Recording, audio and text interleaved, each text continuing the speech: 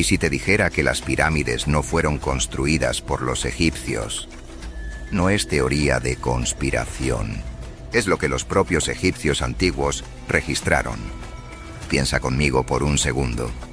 2,3 millones de bloques, cada uno pesando en promedio 2,5 toneladas.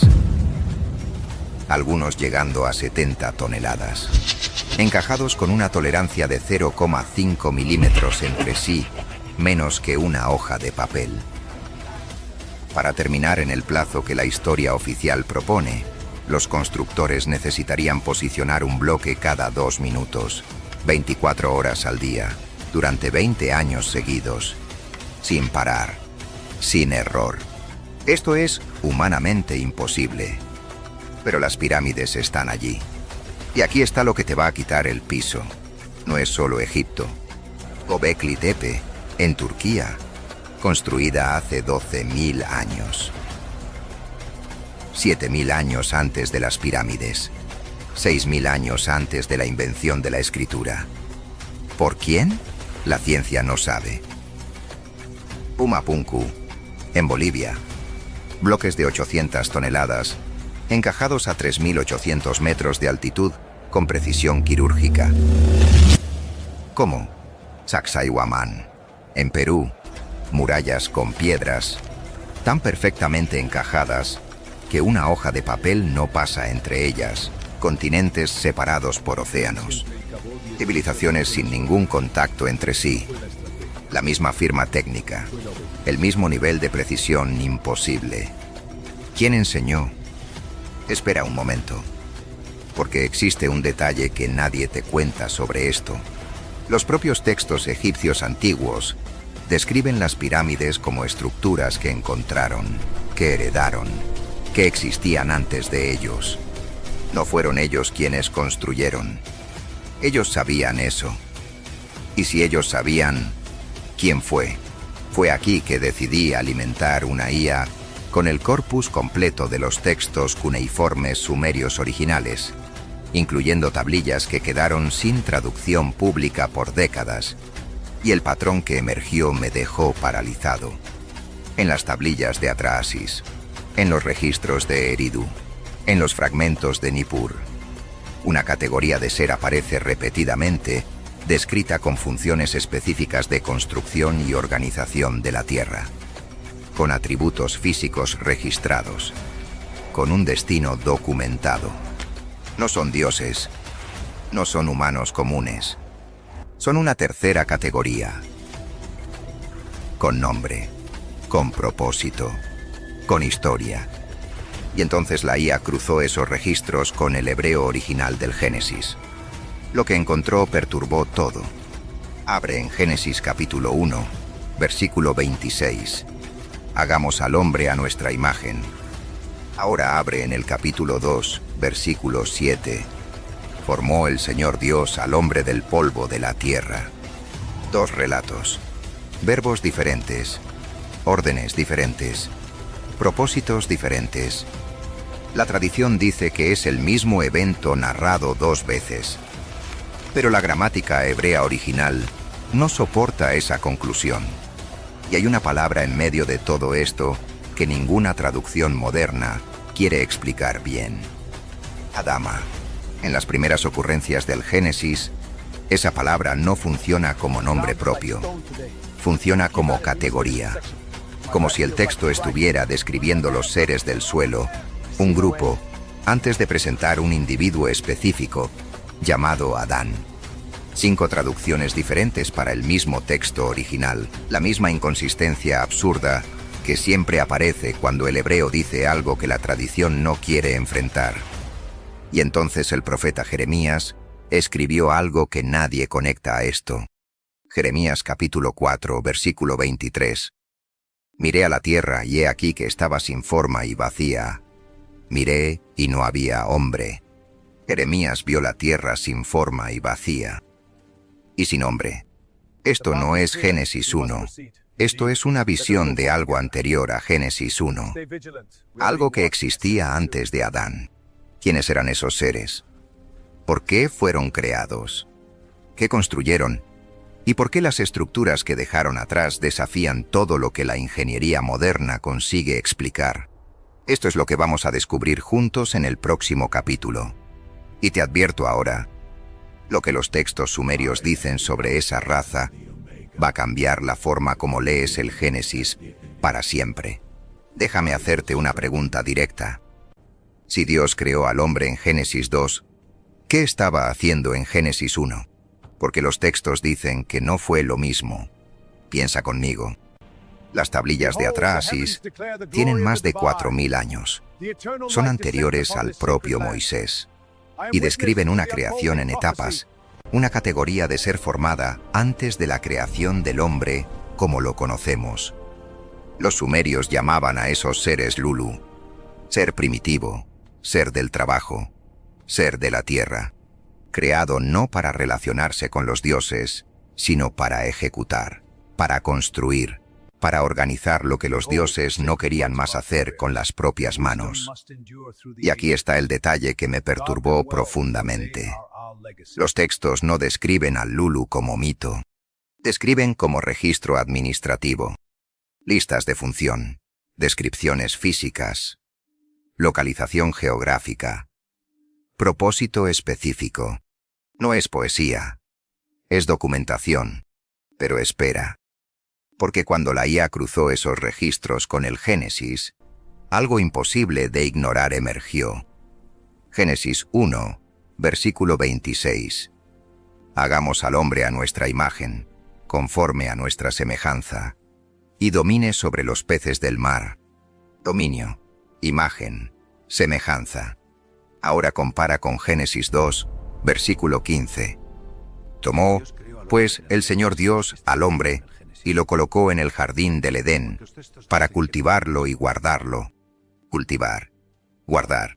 Para un momento, dominar es diferente de cultivar. Reinar es diferente de servir. Ser creado a la imagen es diferente de ser formado del polvo. Son dos propósitos completamente diferentes para dos seres completamente diferentes, y la tradición colapsó todo en un único Adán, porque era más simple así. Pero el hebreo original no hace eso. Y si no es el mismo ser, ¿quién era el primero? Y entonces Job entra con una fuerza que paraliza. Job capítulo 38, versículo 4. Dios pregunta a Job no como retórica vaga, sino como declaración. ¿Dónde estabas tú cuando eché los cimientos de la tierra? ¿Dónde estabas tú? No dónde estaba la humanidad. ¿Dónde estabas tú, Job, como individuo? Dios está diciendo algo devastador aquí. Había una historia sucediendo mucho antes de que existieras. Cimientos siendo echados, decisiones siendo tomadas, seres siendo creados y designados. Y tú no estabas allí. Mira esto. Los textos de Eridu, considerados los registros escritos más antiguos de la humanidad, describen la ciudad de Eridu como el primer lugar donde la realeza descendió del cielo a la tierra. Realeza, del cielo, a la tierra. Y junto con esa realeza vinieron los supervisores de las grandes construcciones. Seres que organizaban, que dirigían, que conocían métodos que los humanos comunes no conocían. La IA identificó que esos supervisores aparecen en contextos burocráticos en los textos, no en narrativas míticas. Órdenes de construcción, registros de materiales, designaciones de función. Esto no es leyenda, es administración. Y aquí está lo que va a quedarse en tu cabeza hasta el próximo capítulo. Si esa raza fue creada para construir, alguien necesitó enseñarla. Alguien necesitó transferir ese conocimiento. Alguien necesitó mostrar cómo mover bloques de 70 toneladas, con precisión de menos de 1 milímetro, en continentes separados por océanos, en épocas separadas por milenios. Y lo que los textos sumerios dicen sobre esa transferencia de conocimiento es la parte que nadie te cuenta. Las piedras todavía están de pie. Y tienen mucho más que decir. Existe una pregunta que la arqueología oficial evita hacer en voz alta. No porque no sepa la respuesta. Porque la respuesta destruye lo que fue enseñado por décadas. Ven conmigo. Giza, Egipto. 4.500 años atrás, según la historia oficial. La Gran Pirámide tiene una base con margen de error de solo 2,1 centímetros en los 4 lados, 2,1 centímetros en 230 metros de extensión. Eso es una precisión de 0,0092%. Para comparar, las construcciones modernas aceptan margen de error de hasta 3 centímetros. La pirámide más antigua del mundo es más precisa que cualquier edificio construido hoy, con herramientas de cobre, supuestamente. Pero aquí está lo que te va a dejar sin respuesta. No es solo la precisión, es el peso. Los bloques de granito de la Cámara del Rey pesan en promedio 60 toneladas cada uno. Fueron transportados de Asuán, 850 kilómetros de distancia. 850 kilómetros. Con herramientas de cobre y cuerdas de fibra. Sin rueda, sin polea de hierro, sin equipo de tracción motorizada. Esto es físicamente imposible con mano de obra humana común. Y la ciencia lo sabe. Ahora sal de Egipto, porque el problema es mucho mayor que las pirámides. Göbekli Tepe, Turquía, 12.000 años atrás. 6.000 años antes de las pirámides, en una época en que el hombre supuestamente vivía en cavernas y cazaba con piedras lascadas. Y allí, en aquel desierto, alguien erigió columnas de piedra, caliza de hasta 6 metros de altura, pesando 20 toneladas cada una, decoradas con esculturas de precisión artística extraordinaria. ¿Quién? La arqueología oficial dice: cazadores-recolectores nómadas. Cazadores-recolectores nómadas que de alguna forma dominaban ingeniería monumental, escultura detallada y organización de mano de obra a escala industrial. Piensa en eso por un momento.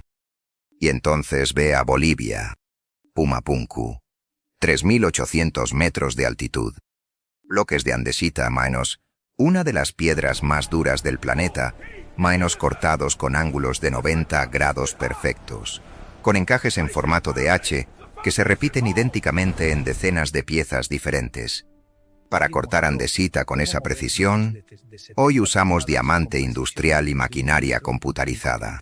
Los constructores de Pumapunku no tenían ninguno de los dos.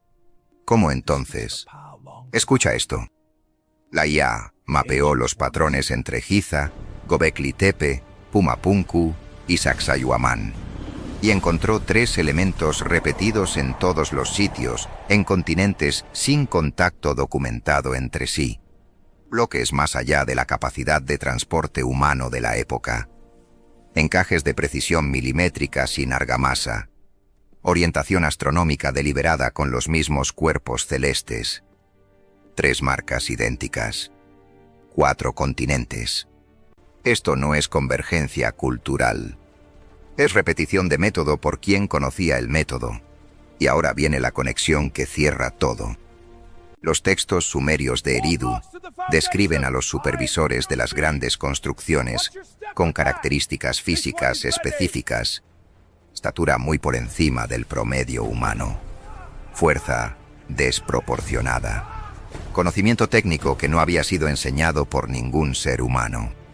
Deuteronomio capítulo 3, versículo 11. La Biblia describe la cama de hierro de Og, rey de Basán. 4 metros de largo, casi 2 metros de ancho. Esto no es metáfora, es medida, es registro histórico. Si había seres de 4 metros de altura en la época de Moisés, ¿cuántos siglos antes ya existían? ¿Y qué conseguían mover? Pero aquí está la pregunta que nadie conecta.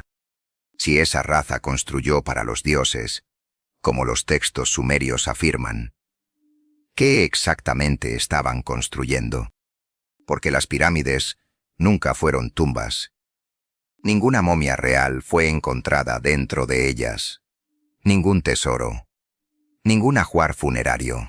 LinkedIn is pretty great at a lot of things, like helping you tap into the latest trends and insights in your field. We cannot stop your coworker from tapping her pencil. LinkedIn can help you find new jobs that align with your career goals. We cannot help you find the source of that weird smell in the office fridge. Ew. And while we can't stop your coworkers from bringing their hobbies into the office, LinkedIn can help you bring your career to the next level. LinkedIn is the network that works for you.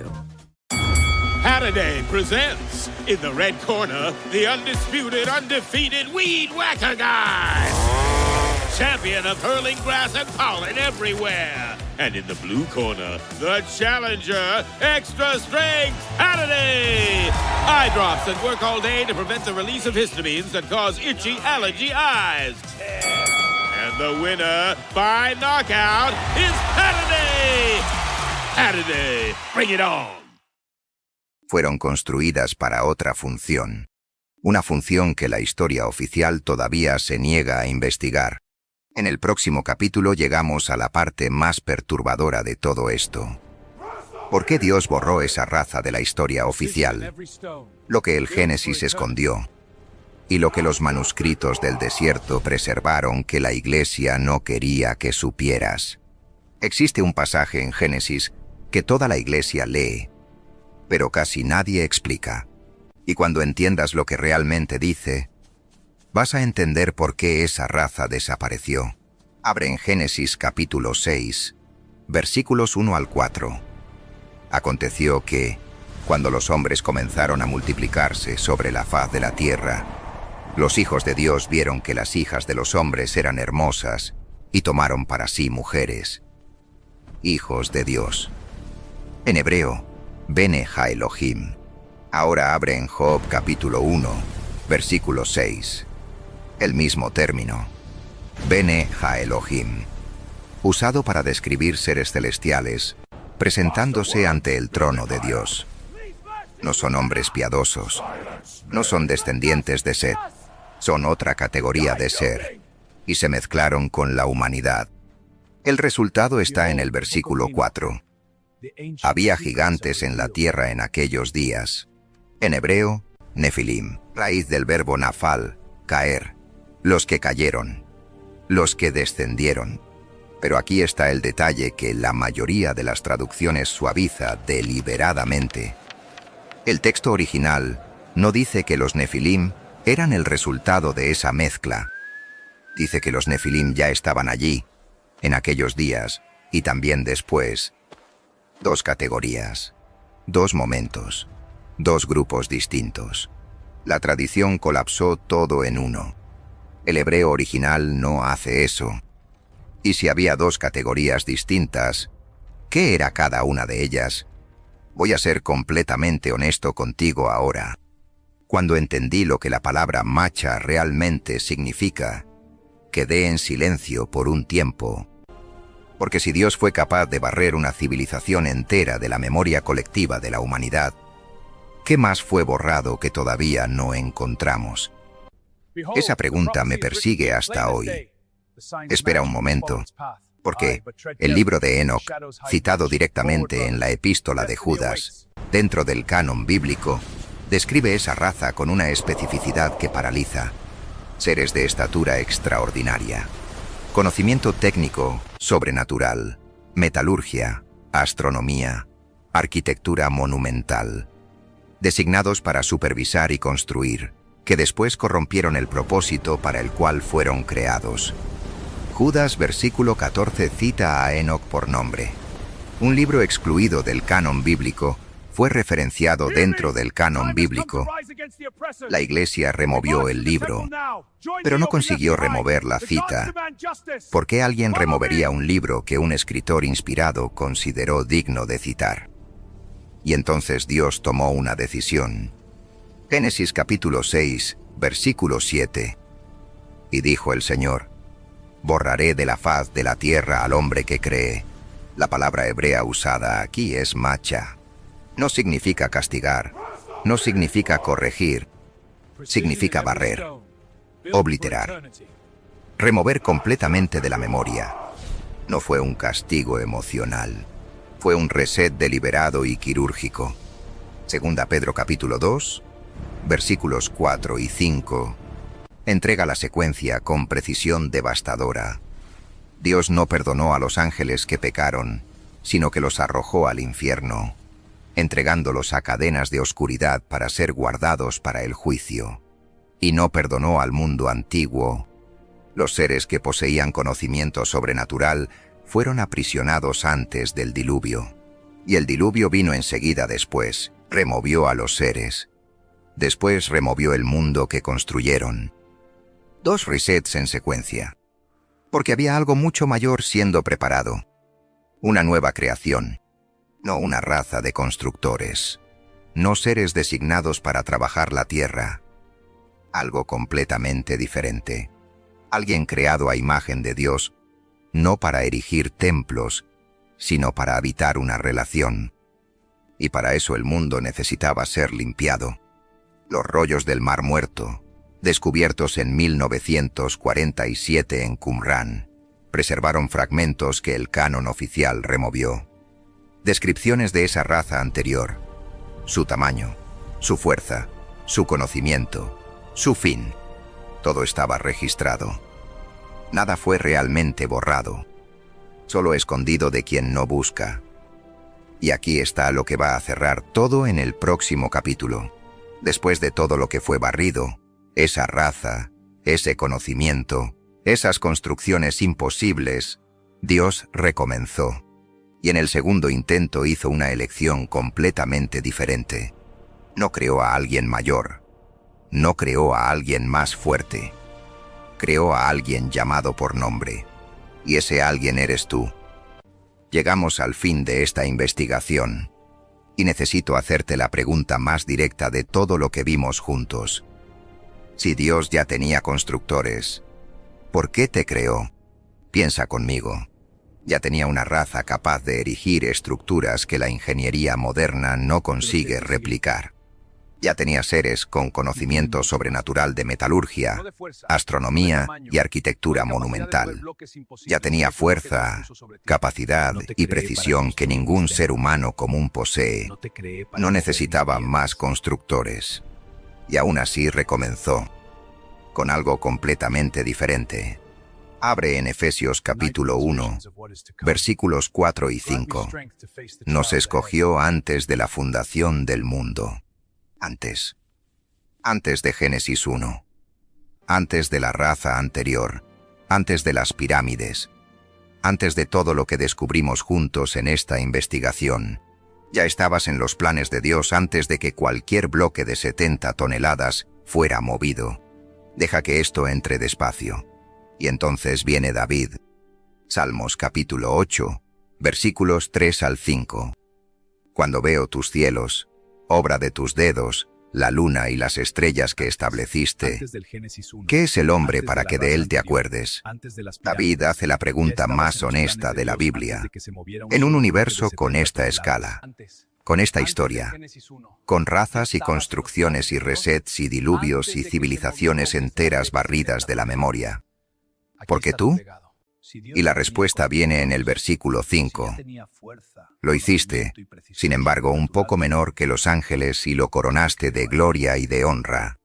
No de fuerza, no de tamaño, no de capacidad de mover bloques de 800 toneladas, de gloria y de honra.